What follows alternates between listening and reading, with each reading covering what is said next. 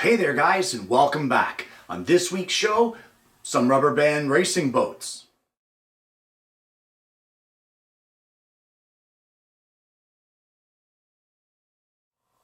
Well, it's Kids Day here on the show again, and today's project could not be simpler. And of course, because it's simple, it lends itself very well to beginners of the craft and as well to children. So regardless of your experience, get your children in the shop today and let's start making some rubber band boats. And it all starts off with some 3/4 inch pine. So today's show starts off over here at the table saw with some 3/4 inch thick pine. And we're going to start off with the hull of the boat, and for that we'll need to cut a piece that is 5 1/4 inches wide and 10 inches long.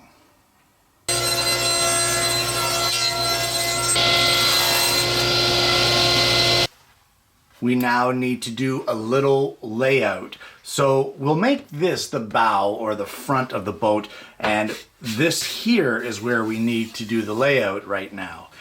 So at 7/8 of an inch in from each side, we will place a line. Just like that, and then one on the other side as well. And then in from the end this way, 3 1/4 inches. And that will intersect those two lines that we just drew. Now the last thing that we want to do here is we're going to use a circle template. With this case, it's a 1 1/32. I don't think it matters what size. It's up to you, but we'll just round off these two inner corners.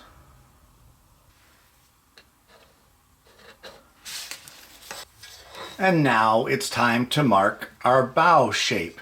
So we're going to start the bow shape at 6 inches up from the end. So right at the edge of the board, we'll just place a mark at 6 inches on both sides. And then we'll place a center mark. Now you remember our board was 5 1/4 inches wide, so that would make it 2 5/8 would be our center. And just to ensure accuracy, we'll mark it from both sides.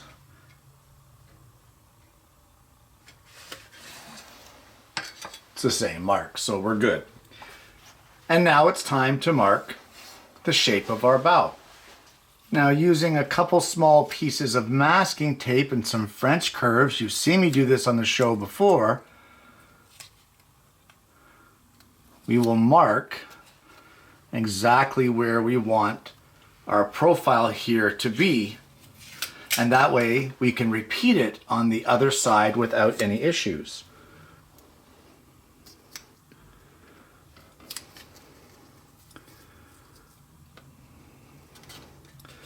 There we go. So we'll just mark this one profile. And then these tape marks line up with our alignment lines that we drew. So you just have to line it up at the top at the center line and at the side with your line at 6 inches, just like that. And then you can easily duplicate what you did on the opposite side. And that is it for the layout and the marking of our hull. So all we need to do now is take this over to the scroll saw using a number 7 reverse tooth blade. We will cut it out.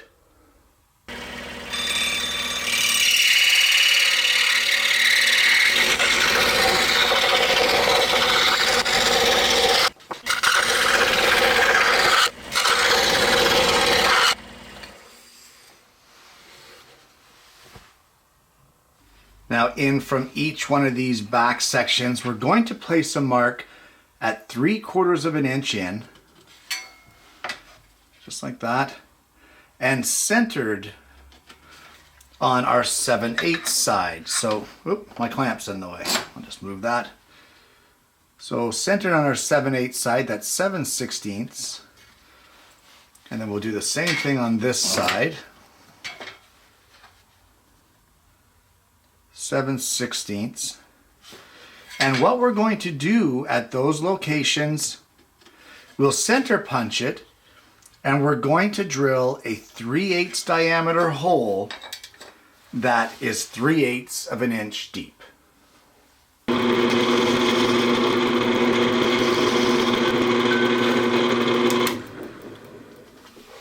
Well, this section here, or this surface with the 2 holes in it, that represents the top of our hull. So we want to flip it over to the bottom, and we're going to place a 1/4 inch round over all the way around the entire bottom surface.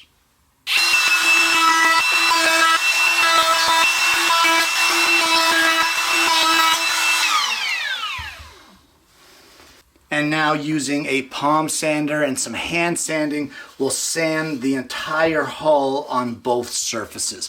Remember that if you're going to remove pencil lines, use an eraser first and then sand.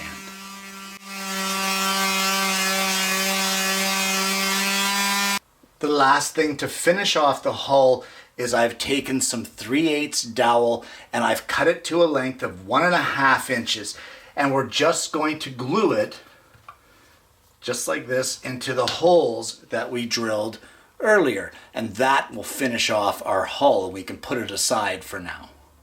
Well, the next piece that we're going to make will be the roof of the cabin of our rubber band racer, and I've got some more pine here. It's 7/16 of an inch thick, and it is 3.5 inches wide and 3 3/4 long. It's a really simple piece to lay out, a real simple piece to deal with. It just needs a round over here at the front. I'm not going to get too fancy here. I'm just going to use a peanut butter jar lid and trace out the circle. Once we get that done, all I'm going to do is take a circle template. I'm going to round off each of these back corners, and then once I get them laid out, I'm going to go over to the scroll saw and we're going to cut these out. So the next thing that we want to do is we want to mark out the pieces for the side walls of our boat cabin. So here I have some 7/16 thick pine, and it is 1 3/4 wide and approximately 4 inches long. So the first thing that I'm going to do, on one end, I'm going to mark for a bevel at 30 degrees. That will be our windshield section. We now want to measure over. Let me just clamp this in to keep it still. Measure over from where this line intersects the bottom of our board. Measure over 3 5/8. Just like this. And then we're going to place another mark here at 5 degrees.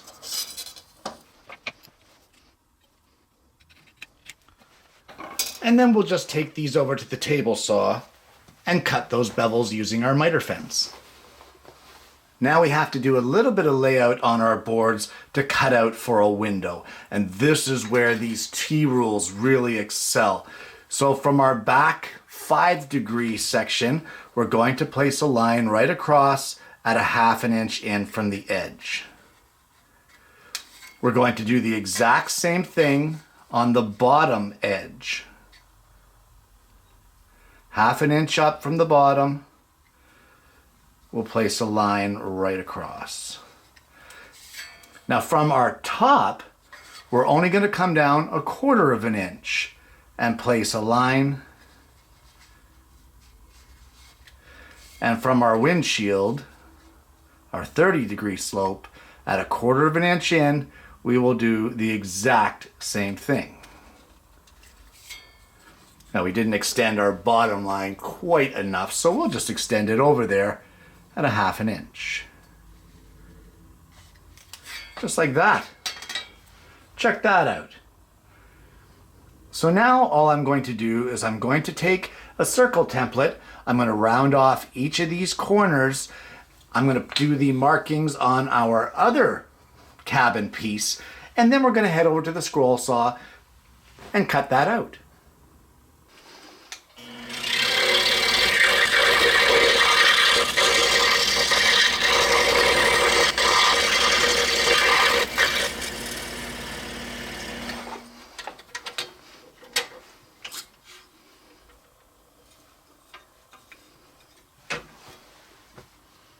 Well, the next piece that I've cut is for the windshield.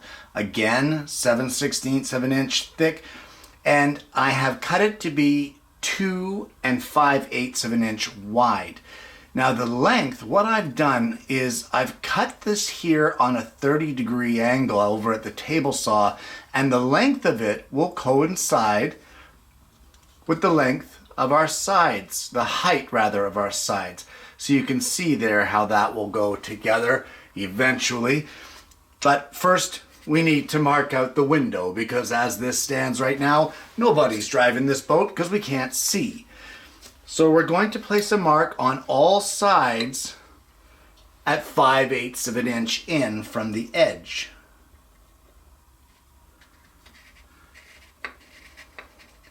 Five-eighths from that edge.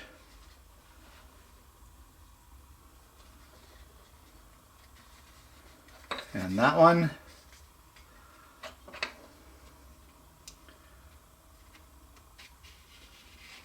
And that one.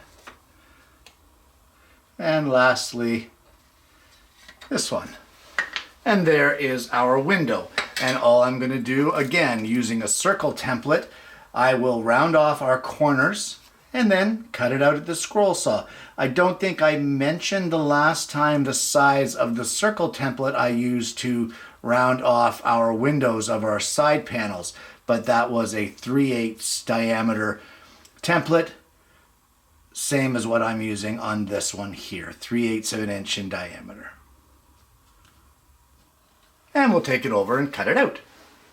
Well, it's now time to glue our cabin together, and it's very simple joinery. All I've done to finish these is give them all a light sanding, and I've placed a 1/8 round over on both sides of all of our window openings and around both sides of our roof. So all we need to do is take our windshield, sit it on its tilt, and we're going to glue our front frame on top of it just like this. And then our side piece over here will get glued on just like that. And in order to keep everything all aligned, I've cut a spacer. And this spacer is, oh, look at that, it's 1 3/4 inches. So that will get placed in between here. We'll clamp it all together. We'll use a bit of masking tape at the front to hold everything in place, and then we'll just let that set up.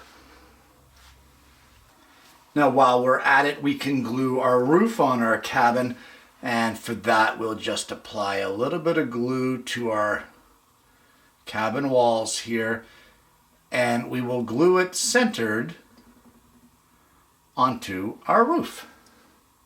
While we're waiting for our cabin to dry up, we have one more piece that we need to make. And for that, we need 2 pieces of pine, 7/16 of an inch thick. They are 3 3/4 of an inch long and 2 5/8 of an inch wide. So the first thing we're going to do is place a center mark here along our length. So it's 2 5/8 wide. That's 1 5/16 will be the center mark. Well, from that line at the halfway mark, we now need to place marks in order to make a 7/16 wide groove at that point. Let me just do this here and I will show you. Right there. Now this that we've just drawn out, this will be waste area right here. And we'll just check it against the thickness of our board. Yeah, and it's just fine. So we'll mark out this one and then we'll head over to the scroll saw and cut these slots out. And there we have our 2 pieces, and they will just fit together just like this. We'll glue them in place. Now for these pieces, we're going to use Titebond 3. This will be exposed to the water, and Titebond 3 is a waterproof glue. So just makes sense to use Titebond 3. If you don't have it, don't worry about it. It's not that important. It's just an added little bonus that you could have there to put your project together. That's all. And as always here, we will clean up the squeeze out. And while we're waiting for our paddle to dry up, we can take our cabin assembly. There we go. You know what? I'm going to give it a little bit of a sanding, and then we can glue our assembly right here onto our boat. Now it'll just get glued in place, centered on this side, and probably about 1/4 of an inch in from our backspace right here. And there we have our cute little finished boat. So what do you do with this? Well, let me just clamp this in place here just to show you. All you need to do is you take your paddle, a rubber band will go around your paddle, and it will stretch between this post and this post. Just like that. It just sits in place, and then all the child has to do is wind this up. Wind it as much or as little as you like. And then once you're happy with the amount that you've wound it, place it in the water and let it go. Now in the water that will turn much more slowly because there will be some resistance, but good gosh, what a load of fun for the kids to play with these boats, whether it be in their little kiddie pool in the backyard or whether it be at the camping site or the cottage, you name it, they could have a blast with these. And there you have it. A rubber band racing boat. And guys, honestly, this project, as I said in the intro, could not be simpler, but honestly, for something so simple, tell me a child that wouldn't love to play with this. Heck, I want to play with it, and I'm no kid. I'm in my 50s. I want to give this a whirl. So, really, what did it take? It took some 3/4 inch pine, just some scrap pieces, and some 7/16 thick pine as well. Why pine? It is the softest, cheapest wood on the face of the earth. And that's reason number one. It's cheap, it's inexpensive. If the child plays with it and destroys it, it really didn't cost that much to goof around with. If they lose it out on the lake, well, they lost it out on the lake. Big deal. Make another one for all of 27 cents. But the other reason here for pine is anyone who's watched my show for any length of time knows that I am a huge promoter of getting your children in the shop.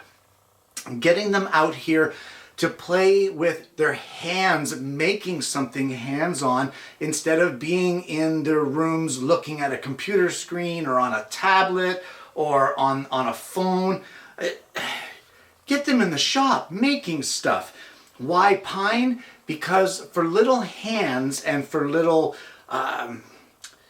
fingers, pine is very forgiving. It's a soft wood. So sanding it doesn't take much to get the finish that you want, and they're not working at it forever and ever and ever. If you were to make this out of hard maple and a child were to make it, you know that these sharp edges or sharp corners that are created by cutting maple can actually cut your fingers. Pine, not so much. You might get a sliver, but that's about it. You really want to encourage the children to make this project and make it kind of easy for them so that they want to carry it on and they want to make the next project and the next project and the next project. And of course, by doing that and instilling the love of making these things, we will ensure that not only will our craft carry on for many, many years to come for the next generations, but it creates memories that are absolutely irreplaceable in that child's mind and in our mind. Guys, there's all kinds of modifications that you could do to this project. For starters, how about a rudder right down the middle? Just another piece of 3/4 inch pine glued to the bottom to try to keep that boat running true and straight. There's an idea. How about sealing it up? I'm not going to leave this as natural pine. I'm going to use an oil-based paint, probably a high gloss, like a trim-clad rust paint or that sort of thing. I'm going to paint it up in some bright colors, and that way the wood is completely sealed, and when it gets there in the water, it's not going to rot away and get all, waterlogged within the first or second voyage. It's going to give it some longevity for the child to play with. Not to mention being a little more pleasing to the eye than just the plain pine. So get the child involved in the decorating process of this as well. Guys, I hope you've enjoyed today's show. I really want to thank you for tuning in this week. If you haven't already, please don't forget to like and subscribe. Click the bell so that you don't miss notifications of future episodes of the show. It's been a lot of fun. I hope you've enjoyed it. I hope you're going to try it for yourself. I hope you're going to get your children in your shop. And more importantly, I hope you're going to join me next week when I bring you yet another woodworking video.